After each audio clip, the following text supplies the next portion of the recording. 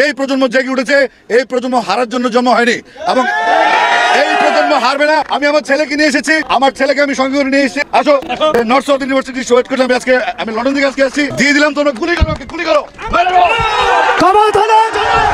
এই সরকারের পতন এরকম শোচনীয়ভাবে ঘটার দরকার ছিল এবং হয়তো এরকমই। এবং উনি একটা ঠান্ডা মাথা সিরিয়াল কিলার ছিলেন। সেই হেফাজত থেকে শুরু করে সেই সড়ক আন্দোলন, সেই কোটা বিরোধী আন্দোলন, আবার এই কোটা আন্দোলন, এই শাহবাগকে কেন্দ্র করে যুদ্ধাপরাধের ওখানে ওনার বিরুদ্ধে অভিযোগ আছে তিনি ফাঁসির আসামিকে জবাই করে হত্যার প্ররোচনাকারী, অনেক রকম ক্রাইম তার আছে, যেটা একটা প্রধানমন্ত্রীকে রিপ্রেজেন্ট করে না, একটা সাইকোপ্যাথ সিরিয়াল কিলারকে মিন করে। শেখ হাসিনা একটা অসুস্থ মস্তিষ্ক, আদালত কর্তৃক রং হেডেড সার্টিফাইড ভদ্রমহিলা, এবং সে একটা খুনি সিরিয়াল কিলার। এতগুলো বাচ্চাকে কিভাবে মারতে পারে?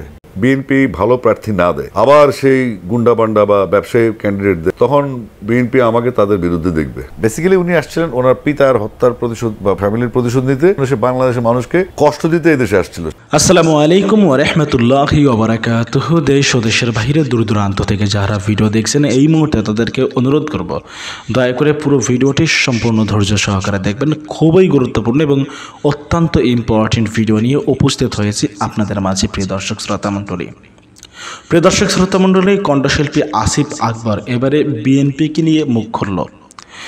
বিএনপিকে নিয়ে প্রিয় দর্শক শ্রোতা মণ্ডলী এবারে কিছু তথ্য প্রকাশ করলো, চাঞ্চল্যকর তথ্য দিল আসিফ আকবর।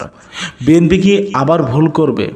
বিএনপি আবার ভুল করলে আমাকে তাদের বিরুদ্ধে দেখবে, এমনই মন্তব্য করেছে আসিফ আকবর। আসিফ আকবর বলছে, বিএনপি যদি এবার ভুল করে, আওয়ামী লীগের পথে হাঁটে, যদি জনগণের কথা চিন্তা না করে, তাহলে আমি আসিফ আকবর বিএনপির বিরুদ্ধে দাঁড়াবো, আর কেউ দাঁড়াক বা না দাঁড়াক। প্রিয় দর্শক শ্রোতা মণ্ডলী, আপনারা জানাবেন আপনাদের অভিমত আসিফ আকবরের বক্তব্য শোনার পরে আপনারা কি বলতে চান। শেখ হাসিনাকে সাইকোপ্যাথ সিরিয়াল কিলার হিসাবে উল্লেখ করেছে আসিফ আকবর। কণ্ঠশিল্পী আসিফ আকবর কি বলল আমরা সেটা শুনে আসি, তারপরে কথা বলি। আশা করি সঙ্গে থাকবেন পুরো ভিডিওটি জুড়ে। আসিফের কিন্তু একটা অবদান রয়েছে। বৈষম্য বিরোধী ছাত্র আন্দোলনের সময় কিন্তু আসিফ আকবর তার ছেলেকে পুলিশের বন্দুকের নলের দিকে কিন্তু ঠেলে দিয়েছিল। চলুন কথা না বাড়ি আসিফের বক্তব্য শুনে তারপরে কথা বলি। বিএনপি ভালো প্রার্থী না দেয়, আবার সেই গুন্ডা বান্ডা বা ব্যবসায়ী ক্যান্ডিডেট দেয়, তখন বিএনপি আমাকে তাদের বিরুদ্ধে দেখবে। এই শেখ হাসিনা এবং তার গ্যাংরা বাংলাদেশকে ছাড় খার ছিন্ন ভিন্ন করে দিয়ে গেছে। প্রত্যেকটা ক্ষেত্রে দলীয়করণ, দেশের ব্যাংকগুলা খালি, দেশের ইকোনমি ধ্বংস, সিস্টেম লস, শিক্ষা ব্যবস্থা ড্যামেজ করে তারা দেশটাকে বেসিক্যালি উনি আসছিলেন ওনার পিতার হত্যার প্রতিশোধ বা ফ্যামিলির প্রতিশোধ নিতে।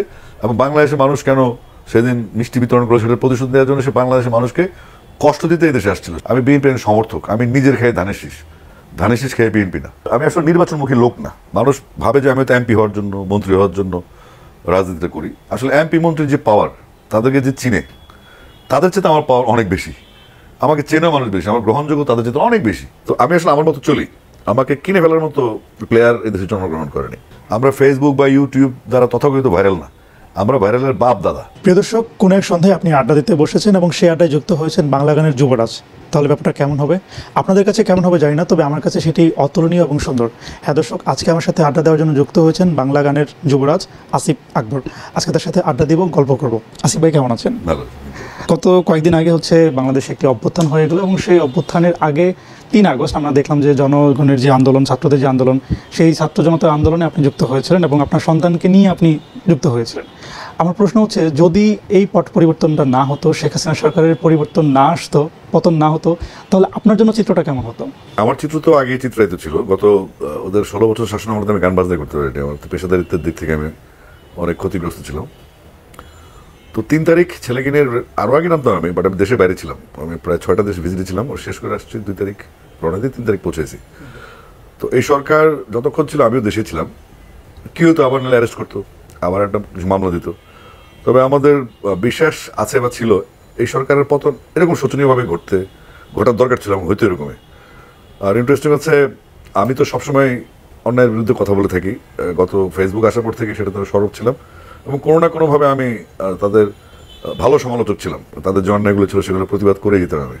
তো 3 তারিখের ব্যাপারটা আসলে অনেক নতুন কিছু না, এটা একটা ধারাবাহিকতা, জাস্ট আর কিছু না। আপনি তো গত 15 বছর বলছেন যে সার্ভাইভ করেছেন। অনেক সরকার অনেক ধরনের চাপের মধ্যে আপনাকে রেখেছিল, শুনেছি আমরা পত্রিকা অনেক সময় এসছে। যদি খুব উদাহরণ হিসেবে বলি যে আপনার পাসপোর্টটা পর্যন্ত ঠিকমতো আপনাকে ডেলিভারি দেওয়া হয়নি। আমি একটু আপনার কাছে সেই ভয়াবহ অভিজ্ঞতাটা জানতে চাই। যখন পাসপোর্ট মেয়াদ শেষ হলো আমি বললাম যে আবার জমা দিলাম। জমা দেওয়ার পরে রহস্য বাড়ি ক্লিয়ারেন্সটা হচ্ছে না, পাসপোর্ট অফিস থেকে কোনোভাবে আমি পাসপোর্টটা পাচ্ছি না। পরে শুনলাম কুমিল্লার পুলিশ সুপার এটা আটকে রেখেছে, কিন্তু এটা বের করার কোনো উপায় ছিল না, মানে তাকে কন্ট্যাক্ট করা যাচ্ছিল না এবং সে ব্যাপক পরিমাণ অসহযোগিতা করেছে। তো তারপর আমি পাসপোর্ট উদ্ধারের জন্য গেলাম হাইকোর্টে, কোর্টে রিট করলাম একটা, এবং সেখানে আমি রায় পেলাম যে আমাকে পাসপোর্ট বুঝে দেওয়া হোক। সেই রায়টাও বের করতে পারছিলাম না, মানে অর্থাৎ আমার রায় হওয়ার পর 7-8 মাস এটা পড়েছিল কোর্টে। তো সব মিলে 3-4 বছরের একটা চক্করের মধ্যে ছিলাম আমি, যেটা আমার পেশাগত জীবনকে ব্যাপক ক্ষতিগ্রস্ত করেছে, একটু ডিসঅ্যাপয়েন্টেড করেছে। স্বাধীন দেশের স্বাধীন নাগরিক আমি, পাসপোর্টটা পাবো না কেন? তো এগুলো তাদের অনাচারের একটা বিভিন্ন বহুমাত্রিক অনাচারের একটা মাত্রা ছিল, এটা আর কিছু না। আমি যে একটা ঘটনা শুনতে চাই আসলে, আর কি কি ঘটেছে আপনার সাথে? আমরা জানি যে হচ্ছে যে যারা একটু বিরোধী মত ছিল তাদেরকে দমিয়ে রাখার জন্য অনেক রকমের চেষ্টা আওয়ামী লীগ সরকার করেছে। আপনার সাথে কি কি করেছে? আমি তো কনসার্ট করতে পারিনি, এটা তো সবাই জানে, এটা দেখেছেও। ওরা আমাকে এটা ভাবিত না, আমার পরিবারের অনেক ক্ষতি হয়ে গেছে এখানে। যেমন আমার মেজো ভাই ব্রিগেড জেনারেল আমিন আকবর, উনি হয়তো একদিনে দেশের সেনাপ্রধান হতে পারতেন, অনেক ট্যালেন্টেড একজন আর্মি অফিসার, দেশপ্রেমিক আর্মি অফিসার। তো ওনার পথটা ব্রিগেডিয়ার জেনারেলেই থামানো হয়েছে। আমার ছেলে, ছোট ছেলে, 2-2বার ও আইএসএসবি অ্যাটেন্ড করেছে, তাকে বলে কয়ে বের করে দেওয়া হয়েছে যে তুমি আসিফ আকবরের ছেলে, তোমাকে নেওয়া হবে না, এবং এটা ডিসিশন। তো আমার ছেলে তারপরে চলে গেল কানাডায়। আমার ভাবির সরকারি চাকরি বা আমাদের ফ্যামিলিতে যারা যারা গভর্নমেন্ট জবে আছেন, আমাদের পরিবারে ম্যাক্সিমাম হচ্ছে শিক্ষক লেভেলে জব করে, কর্পোরেট জব করে। আর্মিতে আছে 3 জন বিভিন্ন র্যাঙ্কে। তো আমার পরিবার ক্ষতিগ্রস্ত হয়েছে, আমার সাথে বেশি ক্ষতিগ্রস্ত হচ্ছে আমার পরিবার। এরকম অনেক ব্যাপার, কখনো দেখা যাচ্ছে কোনো বাজে ব্লেম দিয়ে আমাদের কুমিল্লা বাড়ি দখল করা। এখানে আমার একটা গাড়ি ছিল, ওই গাড়িটার পিছনে লাগলো, ওটাও আবার শুল্ক গোয়েন্দাতে আটকে রেখে দিল। তো সব মিলে ডিজারেবল, মানে মিজারেবল ছিল, একটা ডিজাস্টার ছিল, মিজারেবল ডিজাস্টার বলতে পারি আমি এটাকে। তারপর টিকে আছে এখনো। আপনি দীর্ঘদিন বিএনপি রাজনীতির সাথে যুক্ত ছিলেন, বিএনপি রাজনীতি করেছেন, বিএনপি সমর্থন করেন। সম্ভবত হচ্ছে কিছু কারণ আছে আপনি দল থেকে একটু নিজেকে গুটিয়ে নিয়েছিলেন, এটা আসলে কি কারণ ছিল? এটা একটা ঘটনা ঘটেছিল 2011 সালের দিকে। ওই ঘটনার যে একটা রেশ বা দল থেকে যে পদক্ষেপ নেওয়া দরকার ছিল, দল সেটা নেয়নি। যদিও বেগম খালেদা জিয়া ডক্টর খন্দকার মোশাররফ হোসেনকে দায়িত্ব দিয়েছিলেন, তিনি হয়তো দায়িত্বটা পালন করতে পারেননি। আমি একটু রেগে গেছি, রেগে গিয়ে আমি চিন্তা করলাম যে যেহেতু অন্য দল করবো না, বিএনপি সাপোর্ট করি, এবং বিএনপি আমাকে মানে একরকম ম্যাডাম পছন্দ করতেন, আমাকে দলের সাংগঠনিক কাজকর্ম করতাম, এবং এই জন্য আমাকে তিনি নির্বাহী কমিটির মেম্বারশিপও দিয়েছেন, যেটা আমার অল্প বয়সে অনেক বড় প্রাপ্তি ছিল। তাই আমি ভাবলাম যে দলের ভিতরে আসলে ব্যবসায়ী ঢুকে গেছে, মানে গুন্ডা পান্ডা রাজনীতি বাংলাদেশের ন্যাশনালিস্ট পার্টিতে এন্ট্রি নিয়ে নিয়েছে। তো তখন আমি ভাবলাম যে প্রতিবাদটা আমার তরফ থেকে হোক। বাট এটা আমি তখন হইচই করি, এই কারণে তো দল যেন বিপদে না পড়ে, দলের সাথে যেন আবার আমাকেই শুক্র দলকে বিব্রত না করে, এই জন্য ব্যাপারটা আমি হইচই করিনি। কিন্তু তারপরেও আমি যতদিন বেগম জিয়া মুক্ত ছিলেন, উনি যখন আমাকে ডেকেছেন, যেমন উপনির্বাচন ছিল কিছু, মেয়র নির্বাচন ছিল কিছু, সেগুলো তিনি আমাকে বলেছেন আসিফ তুমি ইলেকশনগুলো করে আসো। রাজশাহীতে, খুলনায়, চিটাগাঙে, হবিগঞ্জ, নবীগঞ্জ, বাহুবলে উপনির্বাচন ছিল। এই ইলেকশনগুলো আমি সাকসেসফুলি করেছি, এবং ম্যাডাম সবসময় বলতেন যে আসিফ ইলেকশন রাজনীতিতে বুঝে। তো উনি যখনই আমাকে অর্ডার করতেন সমাবেশগুলো যেতে হবে রাজশাহীতে, এদিকে ওইদিকে, আমি যেতাম। মানে দলের যে পথটা সেটা আমি ছেড়েছি, দলটা ছেড়ে নেই, দলের সমর্থক হিসেবে আছি আর কি, অর্থাৎ নেতা থেকে সমর্থক হয়ে গেলাম। আমার বেগম জিয়া বা জিয়া পরিবার ডাকে, তখন সেটার ব্যাপারটা হয় আলাদা। হ্যাঁ, ওনারা ইনস্টিটিউশন, এবং আমি যেহেতু শহীদ জিয়ার একজন সক্রিয় কর্মী ছিলাম, ফিল করি সবসময়, এখন আছে, থাকবো ভবিষ্যতে, চেঞ্জ হওয়ার কোনো সুযোগ নেই। সেক্ষেত্রে আমি বিএনপি সমর্থক হিসেবে আছি। আর অভিমান আমি করি না, এগুলো মেইলি ব্যাপার, এগুলো আমার সাথে যায় না। আগামীতে হচ্ছে বিএনপির হয়ে রাজনীতি, সক্রিয়ভাবে রাজনীতি করা কিংবা নির্বাচনে অংশগ্রহণ করার কোনো ইচ্ছা আপনার আছে কিনা? না, আমি আসলে নির্বাচনমুখী লোক না। মানুষ ভাবে যে আমি তো এমপি হওয়ার জন্য, মন্ত্রী হওয়ার জন্য রাজনীতিটা করি। আসলে এমপি মন্ত্রীর যে পাওয়ার, তাদেরকে যে চিনে, তাদের চেয়ে আমার পাওয়ার অনেক বেশি, আমাকে চেনেও মানুষ বেশি, আমার গ্রহণযোগ্য তাদের চেয়ে অনেক বেশি। তো এসব করার জন্য আমি শুধু ওই 22 জানুয়ারি যে নির্বাচন হয়নি, 1/11 চলে আসলো, তখন আমি কর্নেল আকবর হোসেন, যিনি আমাদের এমপি ছিলেন, মন্ত্রী ছিলেন, উনি মারা যাওয়াতে একটা শূন্যতা তৈরি হয়। তখন আমি ফর্মটা কিনেছিলাম বেগম জিয়াকে কুমিল্লা নিয়ে যাওয়ার জন্য, যে উনি যদি কুমিল্লা সদর থেকে ইলেকশনটা করে, তাহলে বাকি সিটগুলো আমাদের পেতে ইজিয়ার হবে। আমি আসলে তখন মেয়র ইলেকশন করতে পারতাম, ওই পোকাটা আমার নেই। আমি হচ্ছে আসলে রাজা বানাইতে ভালো লাগে, রাজা হইতে ভালো লাগে না, আমি তো সম্রাট আছি। তেমন ভাবে একটা এমপি হবে, একটা মিনিস্টার, আমি যে ফোন করি এমপি দ্বারা থাকবে, মিনিস্টার দ্বারা থাকবে, আসিফের কাজ করার জন্য থাকবে, কিন্তু আমি ওরকম কিছুই করি না। আমার চাহিদা নেই যে আমার এই কাজটা করে দেন, ওখানে টেন্ডার ড্রপ করে দিছি, ওখানে আমার লোক, এসব তদবির আমি নেই। আর যেটা বেসিক মানবতার জন্য যেগুলো দরকার, যেমন কুমিল্লা মফিজাবাদ কলোনি, এটাকে উচ্ছেদের চেষ্টা করা হয়েছিল বিএনপির আমলে, আওয়ামী লীগের আমলেও কয়েক দফা। সে মফিজাবাদ কলোনি এখন আছে, যেখানে 1947 জেনেভা কনভেনশন অনুযায়ী তারা সেখানে থাকার অধিকার রাখে, তাদেরকে পুনর্বাসন ছাড়া উচ্ছেদ করা যাবে না। এখন পর্যন্ত আমি বস্তিটা ধরে রেখেছি, যখন তাদের পুনর্বাসন হবে তখন তাদেরকে উচ্ছেদ করা যাবে, কারণ তাদের বাচ্চা কাচ্চা বড় হচ্ছে, স্কুলে পড়ে। আর একটা হচ্ছে কুমিল্লা রানীর কুটিরটাকে এটাও আত্মসাৎ করার একটা প্ল্যান ছিল। এই দুই সরকারের লোকজনই, তারা আবার দখলের ব্যাপার কিন্তু একমত, আওয়ামী লীগ বিএনপি হয়ে যায়, এটা আমি দেখেছি। তখন আমি আবার এটাকে, তখন মোশাররফ হোসেন ছিলেন আমাদের হেলথ মিনিস্টার এবং আমাদের কুমিল্লা অভিভাবক, তো ওনাকে আমি বললাম যে রানীকুটি থাকবে, এটা রাজা মানিক্য চন্দ্রের প্রায় 400 বছরের ইতিহাস, আমাদের কুমিল্লা একটা হেরিটেজ, আমরা কেন ইতিহাস বিপন্ন করবো? এটা আমাদের জন্য শিক্ষণীয় একটা জায়গা যে আমাদের কুমিল্লার ইতিহাস ঐতিহ্যের একটা বিরাট অংশ এই ধর্মশহর এবং রানীর কুটির। তো এখন আল্লাহর মধ্যে এটা বহাল তবিয়তে আছে। এই দুটা কাজ আমি বিএনপি সরকারের এগেনস্টে গিয়ে সরকারের আমলে করেছি। অর্থাৎ যদি আমি দল কানা রাজনীতি করতাম তাহলে কিন্তু এই বস্তি আর রানীকুটিতে থাকে না। তো আমি আসলে আমার মতো চলি, আমাকে কিনে ফেলার মতো প্লেয়ার এদেশে জন্মগ্রহণ করেনি। শিল্পীদের রাজনীতিকরণ বা শিল্পীরা যদি রাজনীতিতে যুক্ত হয় সেটি একটা প্রভাব অনেক সময় পড়ে। আমরা দেখলাম গত কয়েকদিন আগে দেখলাম যে আলো আসবে নামে একটি গ্রুপ নিয়ে খুব আলোচনা সমালোচনা হলো।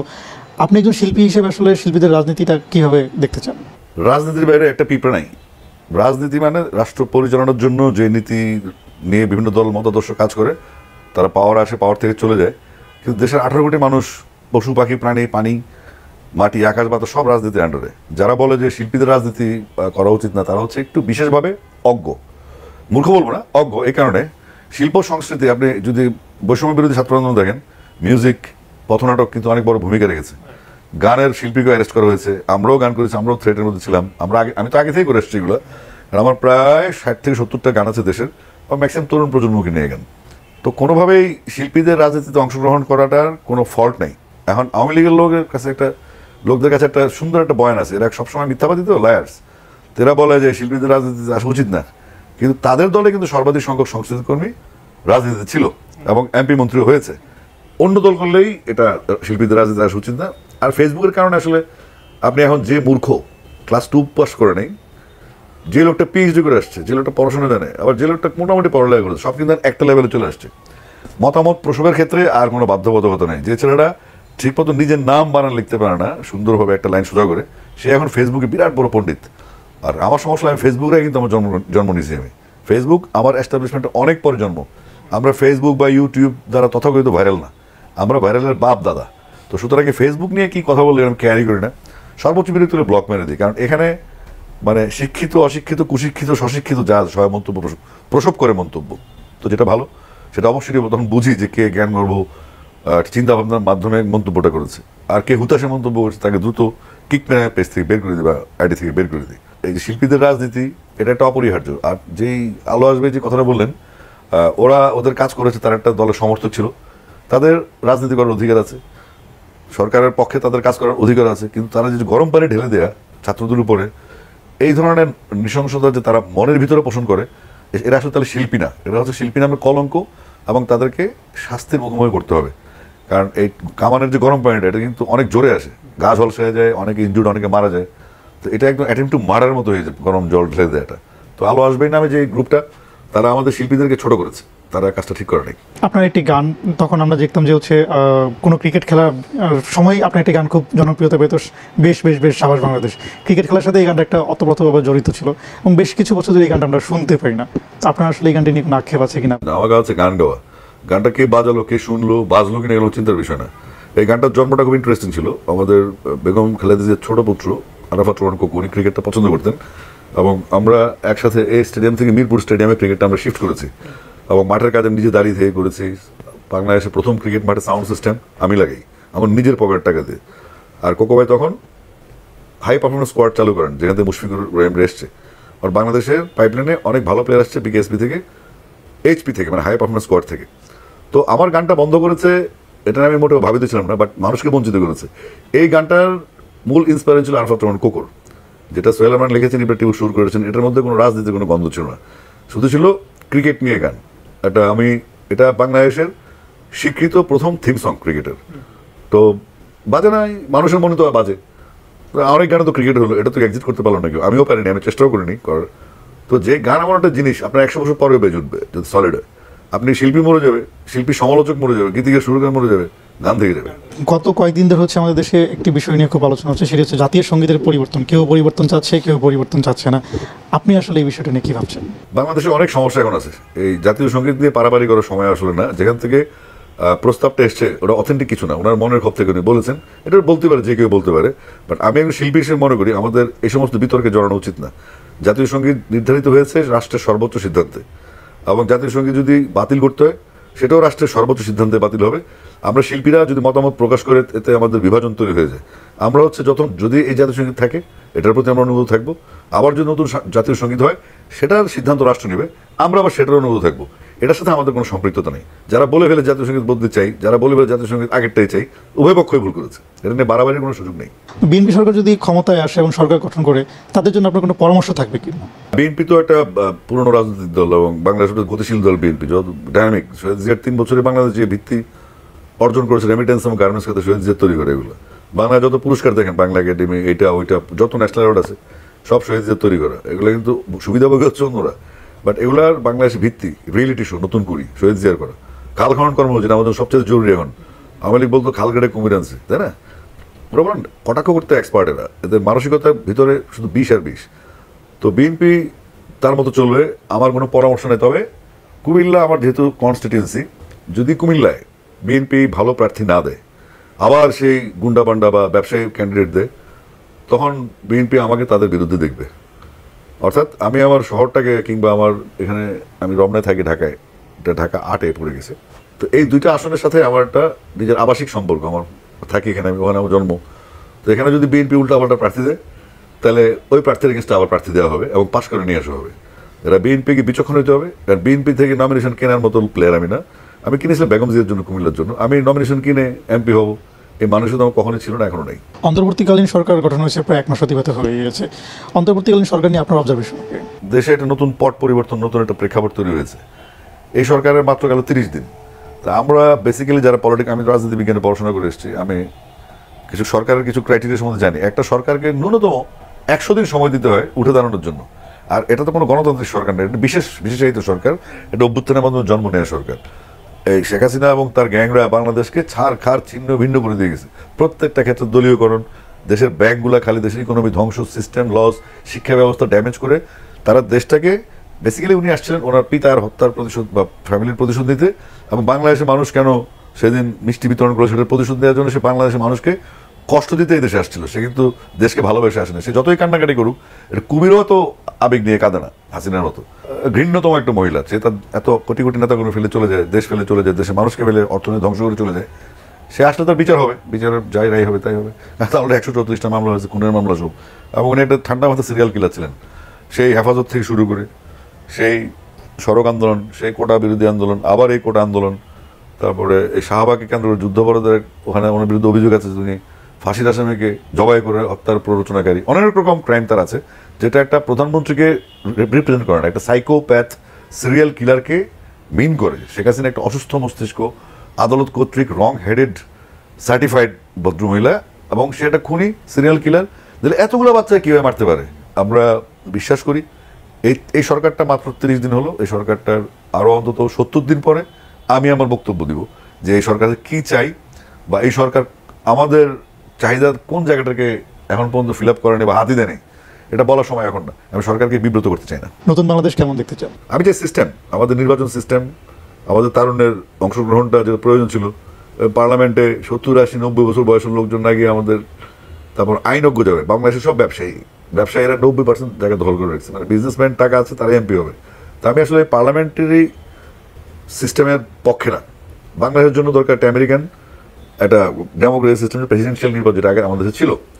আমি সবসময় বাংলাদেশের মানুষ আসলে গণতান্ত্রিক চর্চার জন্য অভ্যস্ত এখনো হয়নি। তো পার্লামেন্টারি যে প্র্যাকটিসটা, সেটা বাংলাদেশে টোটালি ব্যর্থ। আমি চাইবো যে রাষ্ট্রপতি নির্বাচন হোক, যাচাই বাছাই করে, যারা প্রয়োজন 8, 10 বা 4-5 জনের মধ্যে দেশে আবার রাষ্ট্রপতি শাসন ফিরে আসুক। তারপর আস্তে আস্তে পার্লামেন্টকে নার্সিং করতে হবে, পার্লামেন্ট থেকে ব্যবসায়ী বের করতে হবে। এখানে আইনজীবী, অধ্যাপক, বুদ্ধিজীবী, যারা বিভিন্ন অবসরপ্রাপ্ত সামরিক বেসামরিক পেশাজীবী কর্মকর্তা আছেন যারা প্র্যাকটিস করতেন, ওই ব্যবসায়ীরা কিন্তু গুন্ডা পেলে তারা ভাইয়ের রাজনীতি করে, তাদের কোনো আদর্শ থাকে না। এদেরকে বের করে দিয়ে ভদ্রলোকের রাজনীতি শুরু করতে হবে। এই আওয়ামী লীগ যে মহড়াগুলি করেছে, আমার মনে হচ্ছে যে বিএনপি এখন অনেক পরিবর্তিত ম্যাচুরিটি একটা দলে পরিণত হয়েছে।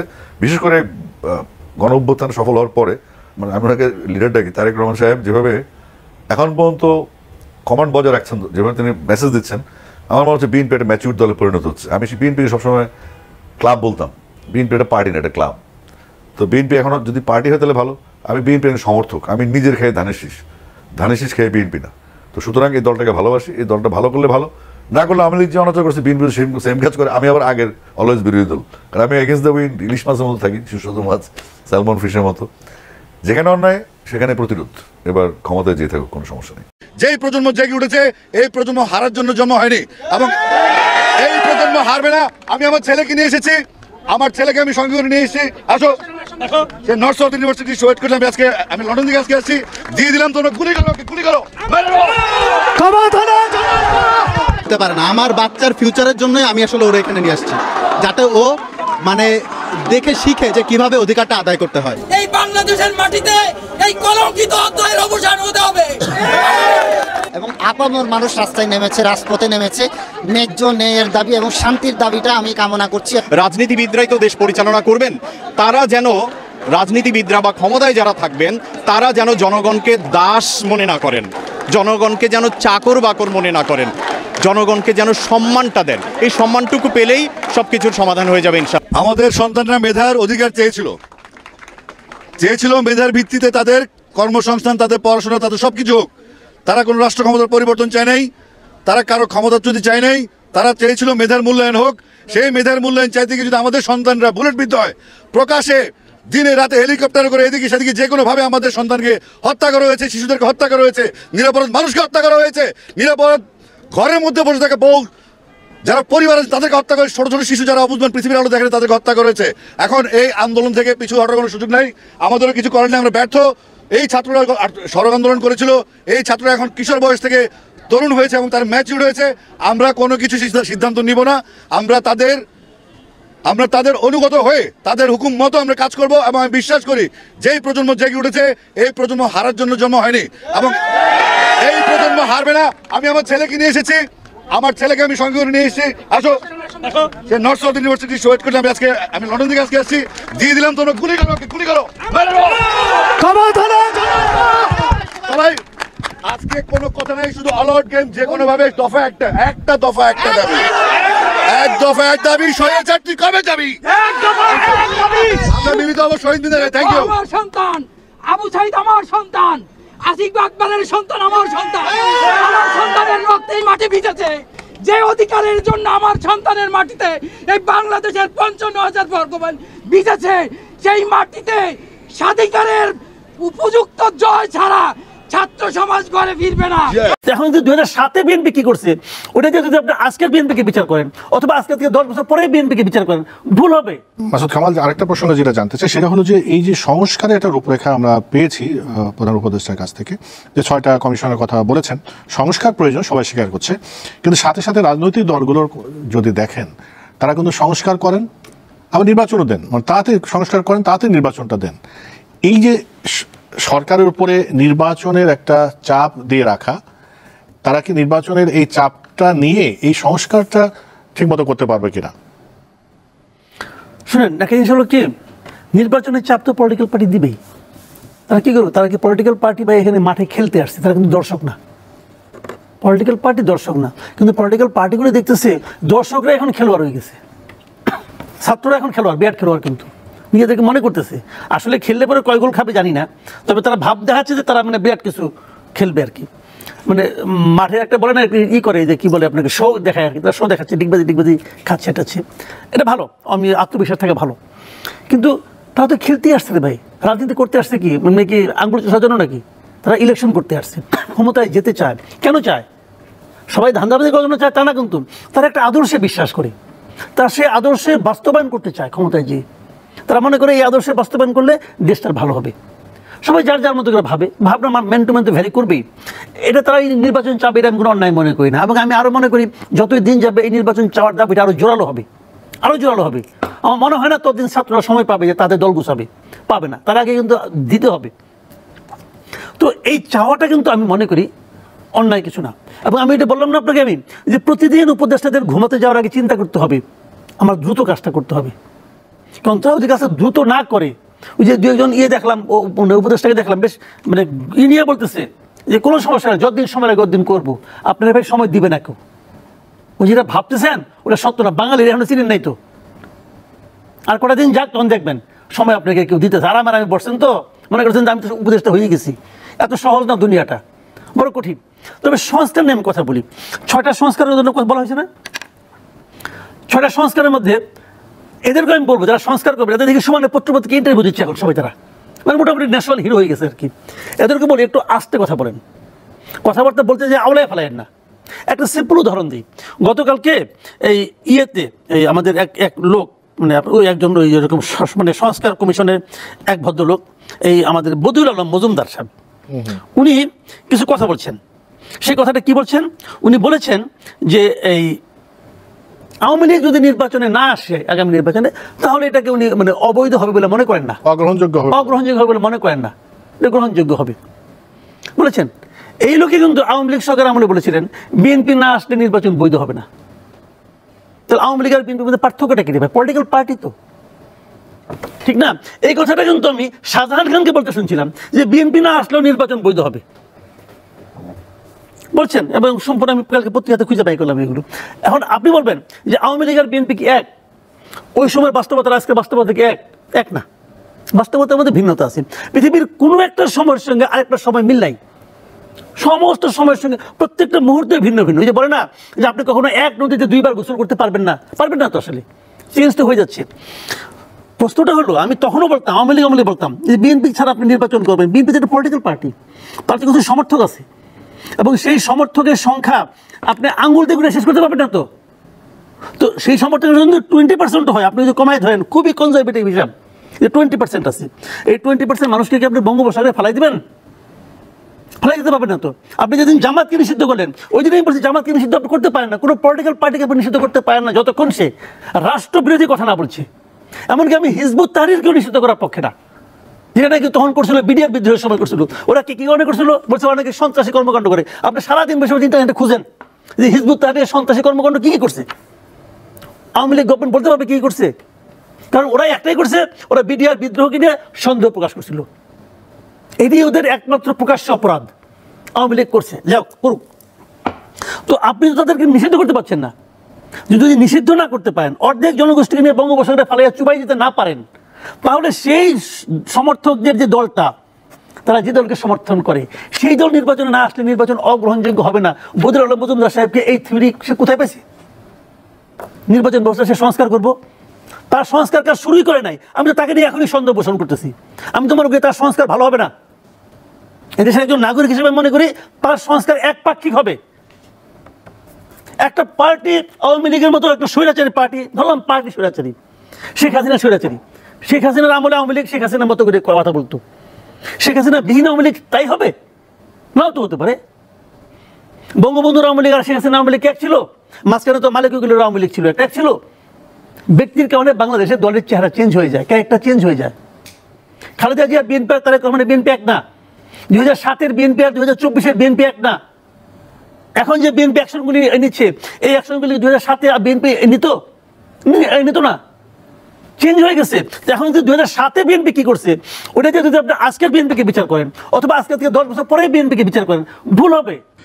সম্মানিত বন্ধুগণ, দর্শক শ্রোতা মণ্ডলী, কণ্ঠশিল্পী আসিফ আকবরের বক্তব্য আপনারা শুনছেন। এখন আপনারা আপনাদের মতামত কমেন্টে লিখবেন, লিখে জানাবেন আপনারা কি বলতে চান।